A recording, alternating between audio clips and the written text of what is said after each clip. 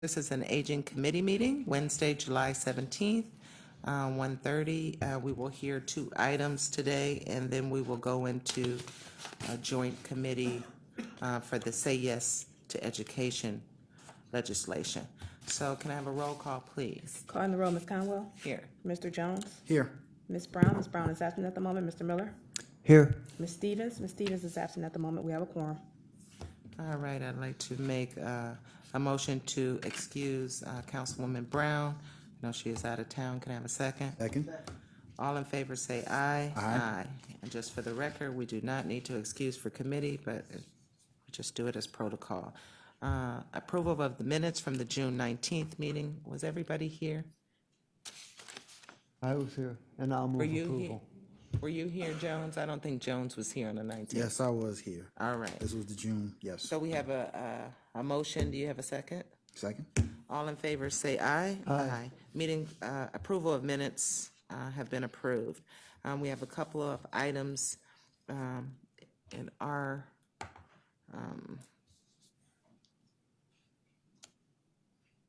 that are in our record to read into the record. Can we have the first item A, please? Resolution number 2019-0154, authorizing an amendment to contract number CE 1700230-01 with Emerald Development and Economic Network, Inc.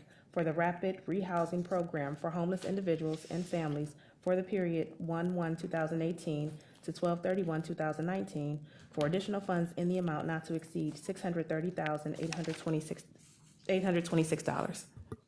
Thank you. And who is speaking? Oh. Yeah. Ruth Gillette, Office of Homeless Services.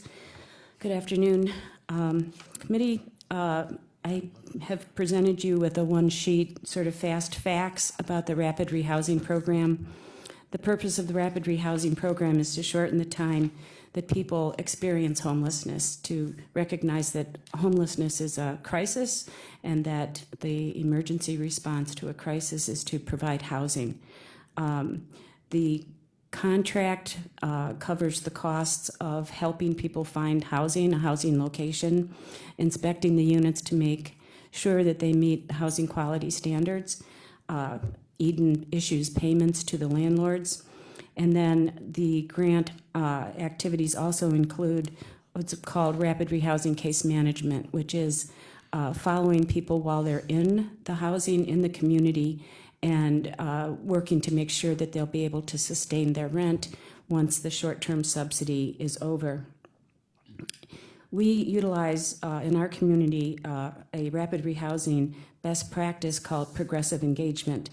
And we do this because on the one hand, we want people to leave shelter quickly and get into permanent housing, but we don't want them to be in housing that we subsidize for 4 months and then fail and have to come back into shelter. And so progressive engagement starts out by saying, the other thing that we've realized is that it's pretty hard to predict who's going to be successful in housing and who isn't. And so they have various assessments which have proven to not be particularly infallible. And so we start out with everyone receiving the same amount of subsidy for the same term, 100% of a subsidy for up to now 6 months. And for most people, about 70% of the people, that's enough. They're able to get back on their feet, reconnect with employment or with their family, and continue on. But about 30% of the people need additional help. And so those are the folks that we will continue to provide a subsidy for. Of that group, another about half will be able to sustain after that amount of time. And those who aren't, those are the folks we know really are going to need a long-term subsidy. And so we look within the continuum of care resources or through CMHA to try to connect those families with a permanent subsidy.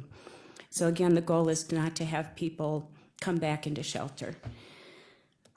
We also operate on a low barrier model, which means that everyone is afforded the opportunity to utilize rapid rehousing.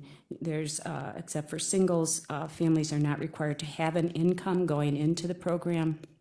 The idea is, as we know, once you're in housing, it's much easier to find a job and maintain a job. So again, that's the overall program design. I just want to point out that the funds that we're adding to this contract, the next section of the Fast Facts talks about how these dollars are leveraged with other federal dollars. The county receives a direct rapid rehousing grant for $722,000. Eden itself is an applicant and receives rapid rehousing grants for about $1.2 million. The State Housing Trust Fund awards the Office of Homeless Services an additional $700,000 annually for rapid rehousing, housing stability. And then these funds come from the City of Cleveland from their Emergency Solutions Grant, specifically targeted for rapid rehousing. So we have an agreement with the City of Cleveland, and then the Office of Homeless Services subcontracts with Eden. We did an RFP process for rapid rehousing in 2017, and Eden was the agency that was awarded the contract. And so this is an amendment to that existing contract to add these dollars to that amount. In 2018, there were over 3,000 individuals served. That includes children, and a total of 1,600 households. And then the next two sheets are more data, comparing the first 6 months of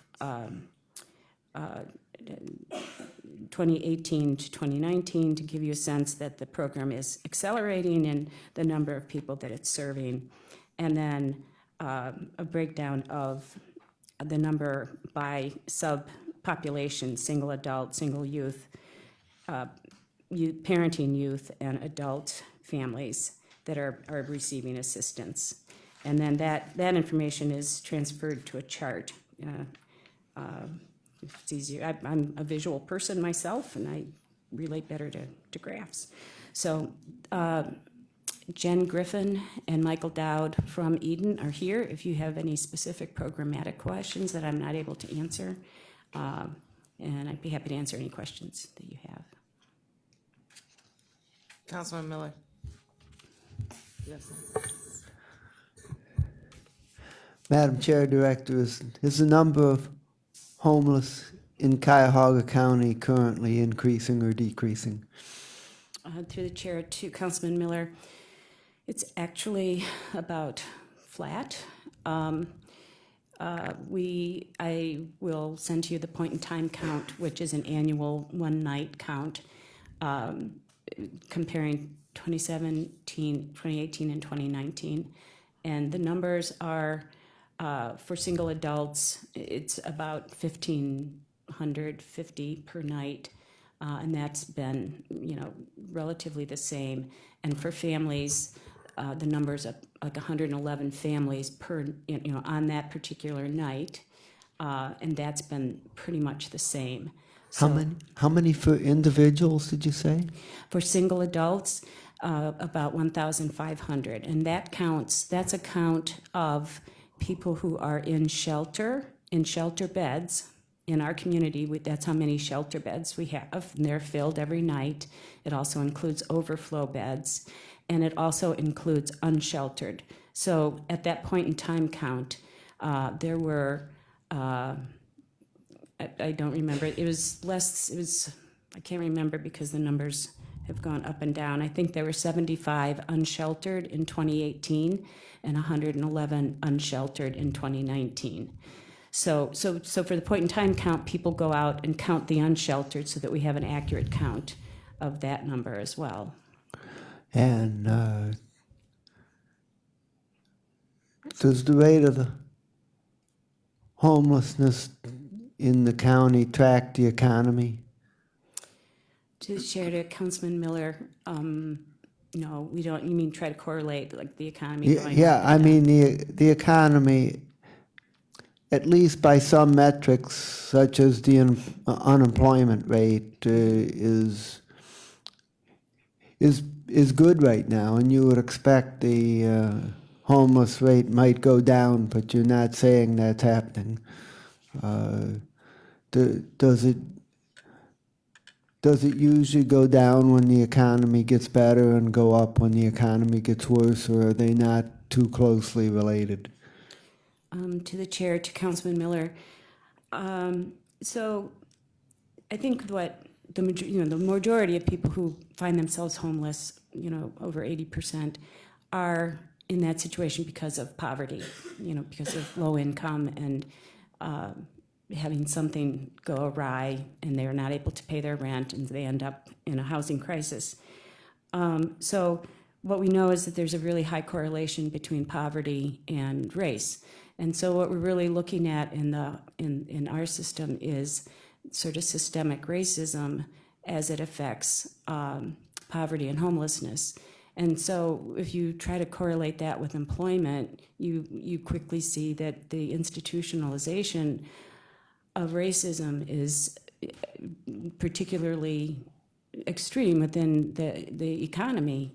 Jobs, job opportunities, advancement opportunities, the ability to get a first job, the ability to compete for jobs is really influenced quite a deal by education and your background, your experience with the criminal justice system. So on the one hand, I would say it's not really correlated at all. It's because the economy works better for people who are already doing okay. It doesn't work better even when it's doing better for people who are okay, for those who aren't, really part of that economy to begin with. Understood. Do you have some sense of what portion of the homeless population have significant mental health and/or addiction issues? To the chair, to Councilman Miller. So research had shown that for the families, for example, there was not that, there was homeless families and housed families had pretty much the same incidence of domestic violence, mental health, behavioral health issues. It was really this sort of income issue that emerged for people who ended up becoming homeless. And so I think that we could say that in general, what the research shows is that about 15% of single adults in shelter have severe mental health issues or alcohol and drug issues, but that for the rest of the population, it's probably about what we have in general in the general population. We all, experience different issues. Understood. Well, I just want to say how much I appreciate all the work that you do with this population, and it's very important work, and appreciate your efforts. Thank you. Thank you. Councilman Jones? Just to follow the train of thought of Councilman Miller, can you share with us the demographics of the population? You said 3,100 was served last year, and race, gender, age? So on the second sheet to the chair, to Councilman Jones, that breaks out between January and June, the single adult population as compared to the single youth that were served, as compared to parenting youth and to families for that 6-month period. I can get a more extensive demographic Took you down breakdown. the path you hadn't planned on. Yeah. I understand. But if you'd like to see that, in general, what it looks like, and this is true, we've had more of a focus on serving families, and over the past couple of years, we've received additional grants, so we've been able to expand this program to serve single adults and youth, and really focus on particularly the youth population. So you'll see, we're trying to get those numbers up. Okay. You use the term housing first when we go back a few years in the entire plan. Just connect that term to what you've already shared with us. Is this part of that overall housing first? Right, to the chair, to Councilman Jones. So the notion of housing first is, so the old approach, the old paradigm was that if someone was homeless, that you were homeless because somehow it was your fault. There was something, you were lacking. You were mentally ill. You were drug addicted. You were a bad parent. And that somehow you had to go through programs in a shelter before you could get back into housing. So the Housing First model says, really, everyone is ready for housing. No one's ready to be homeless. And so what this system ought to be focused on is helping people get into housing. And then if they have, barriers to maintaining their housing stability, connecting people to the resources that exist in the community through the Adams Board, through Job and Family Services, through Ohio Means Jobs, to help them address those issues, not to make housing contingent upon a person's characteristics, but everyone needs housing, so that's Housing First. And rapid rehousing absolutely sort of supports that notion. It's like you're in a crisis, so what the request is to the shelter providers is that you refer someone for housing, for rapid rehousing within 7 days that they come into the shelter, and that Eden's commitment is to help people find housing within 30 days. So we're really trying to shorten that length of stay in shelter for families to less than 50 days. So really to between 30 and 45 days is our goal. Okay, thank you. I just have a couple quick one. These rapid rehousing dollars covers all of our homeless shelters and overflow. Yes, they do. So, yep. Okay. Yeah, and including City Mission, Laura's Home can refer. Okay. Yeah. All of them. Okay. In fact, yes.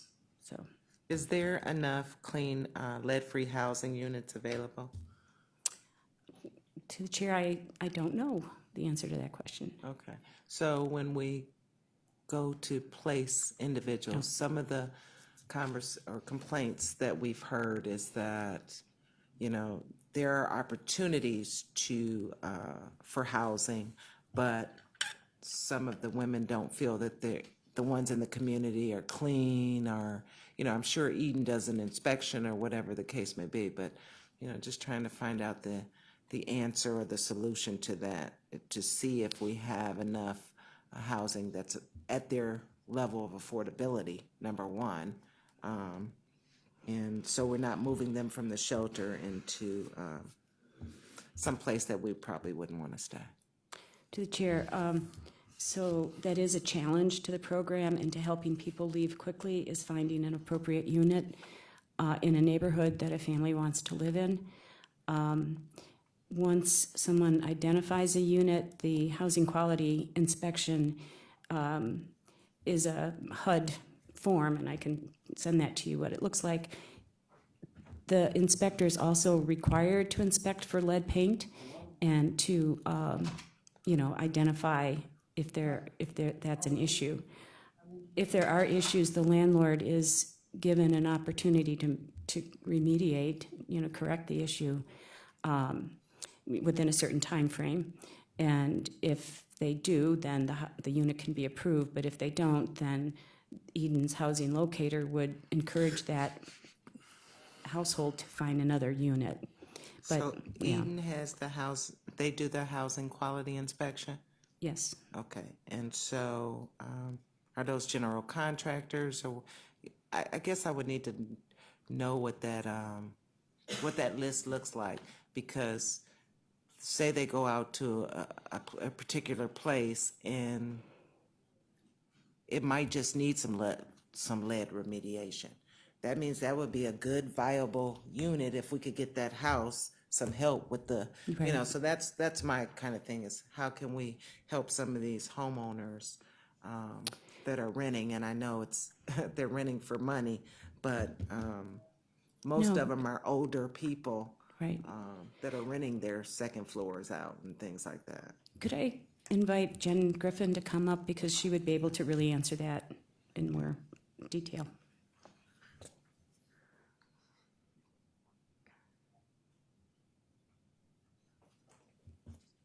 Hello, my name is Jen Griffin from Eden. We do have a housing quality standards list that we can send you. There's actually an HQS booklet that we follow that includes a visual inspection for lead-based paint of the units, as Ruth Gillette stated.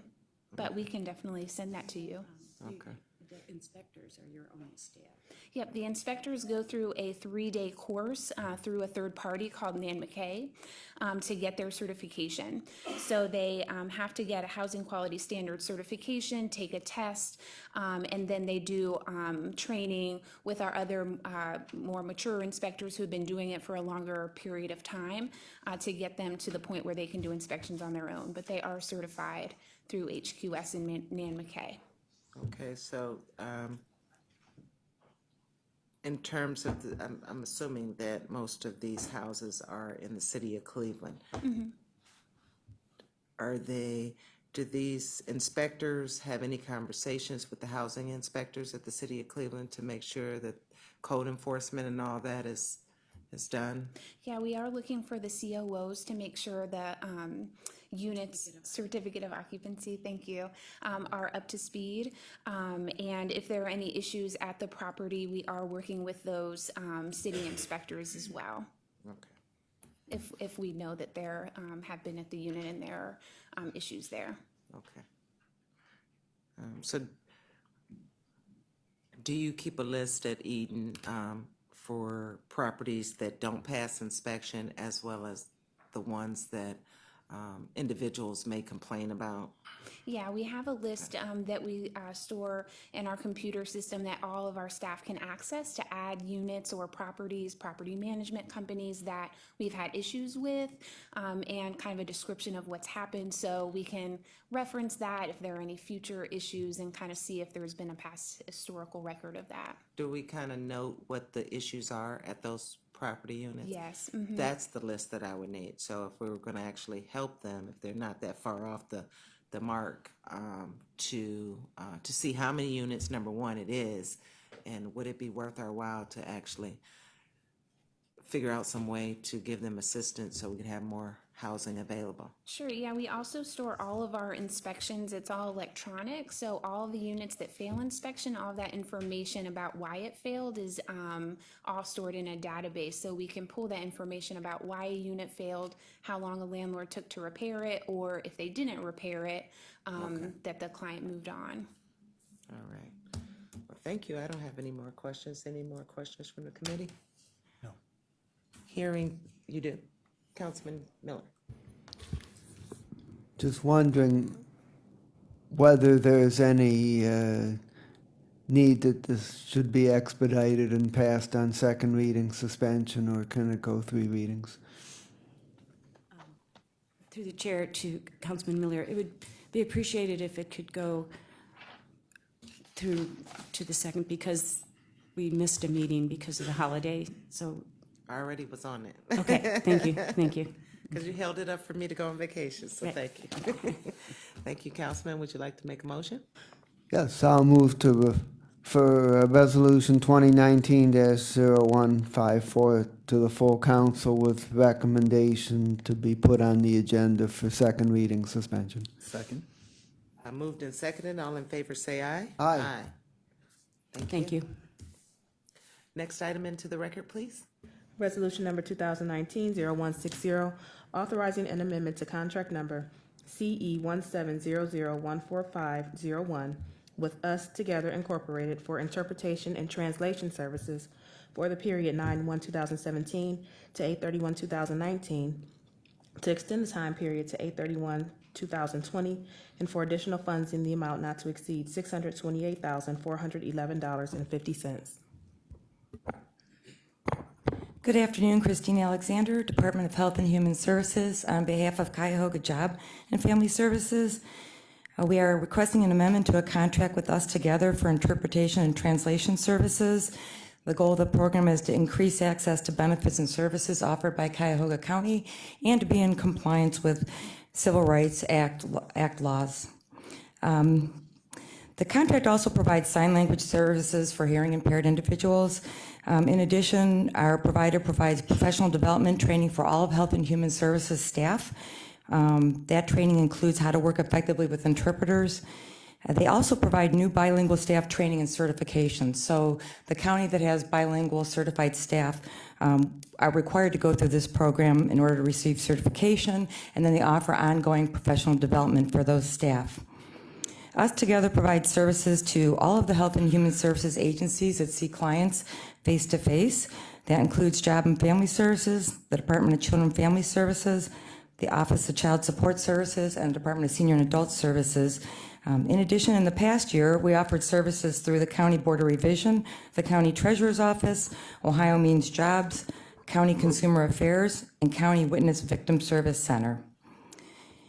The client languages that come through our doors at Job and Family Services and the Health and Human Services agencies is about 88 different languages per year. Locally, we have 42 interpreters that speak about 74 languages, and services are offered both in person and telephonically. New this year with Us Together, we've rolled out a web-based referral management system. So we've gone from our old paper and pencil referral form to a web-based system. We're in the process of training the last of the 8 Health and Human Service agencies. This year, we're also moving to a video sign language from a remote location at our front desk that see clients, individuals that come in that are hearing impaired. Since normally our front desk staff do not use a sign language, they can immediately be hooked up remotely to a video sign language interpreter. Us Together has received 5,318 requests for services in the first month of the contract year. This represents about a 22% increase over the same time last year. Services are offered both in person and telephonically, and currently we do about 24% of our total requests are in person, and about 76% of those are telephonic. On average, Us Together provides language interpretation services for about 15 different languages each month. The most common are Spanish, Arabic, African, which includes various dialects, Russian, Nepali, and Chinese. Through the first 3 quarters of this contract year, Us Together has met or exceeded all of its performance benchmarks and has had no findings in our monitoring plan. This amendment would cover a shortfall that we are undergoing in this current contract year, which ends August 31st. Again, largely due to just increased utilization, about 22% increased utilization. It'll also cover the contract year beginning September 1st, 2019 through August 31st, 2020. All right, I just wanted to ask Ms. Alexander, why isn't OHS, Office of Homeless Services and Reentry, not listed? They don't provide direct services to clients, so all the direct services are contracted out. The program has multiplied significantly across the client-centered services. In the future, there might be an opportunity for that, but right now we're focusing on the services from the agencies that are serving clients directly. Okay, but if we had some clients, Oh, absolutely, yeah. There's a process that any of the Health and Human Service agencies could access that program. okay. Any other questions? No. Councilman Miller? So, Madam Chair, Ms. Alexander, how much of the additional money is for the current contract year and how much is for the next year? It's about $130,000 to finish the current contract year and about $500,000 for the new contract year. And how much was appropriated in the original contract from 9/1/2017 through 8/31/2019 It was $350,000 per year? per year for that first original year. This is the second amendment on that current contract. So we had $350,000 per year, and then we had amendments of, The first amendment was for $358,000, and this current amendment is again to meet a shortfall and then for the new contract year. So it's I think it's in the $628,000, I believe, is the total amount. right. And Madam Chair, Ms. Alexander, why are we extending it for only 1 year? Because we've had 2 amendments, we plan to go out to bid this time next year. So, yeah, normally we don't do more than 2 amendments. We do a single contract year and additional 2 amendments to keep the procurement process competitive. So was the original contract for just 1 year? Yes, And then it was amended once, and then this is... correct. This is the second amendment. Okay, that makes sense. And how many organizations do you know of that potentially could provide these services? In our original procurement process, we received 10 bids. Oh, wow, Yes. that's good. Prior to that, the procurement prior to that, we only received 3. So I think it's obviously being, especially a lot of out-of-town agencies have applied because a lot of this is provided telephonically. Us Together is Columbus-based, but they have an office on the east side. So all of our interpreters that are trained and used locally are done out of Cleveland. Well, Madam Chair, to Ms. Alexander, regardless of some of what we hear from certain places in Washington, we have a very, very diverse country, and Cuyahoga County in particular, and that's what America is all about, and I think these are very important baseline level services. It's somewhat like what we do with the ID program. You know, if you can't get ID, you can't get access to a whole lot of other programs, and the same with this. If you can't get translation services that you need, well, there's going to be a lot of other things that you just can't access, and so this helps people get the services that are available to them. So I appreciate your work, and thanks very much. All right, any additional questions? All right, hearing none. Everything, so next year you'll go out to bid? Yes. All right. So hopefully we'll have those 10 Return. return. So I'd like to make, see your date. I'd like to make a motion to move this to the full council, second reading suspension. Is there a second? Second. All in favor say aye. Aye. Aye. Thank you, Madam Chair. Thank you, Councilman. Thank you.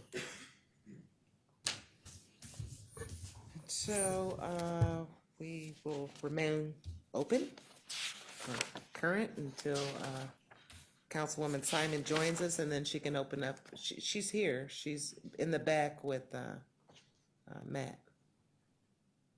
Excuse me, Madam Chair, you actually need to adjourn this Oh, I meeting. do have to? Okay. All right. Any miscellaneous business? None. This meeting is adjourned. Okay.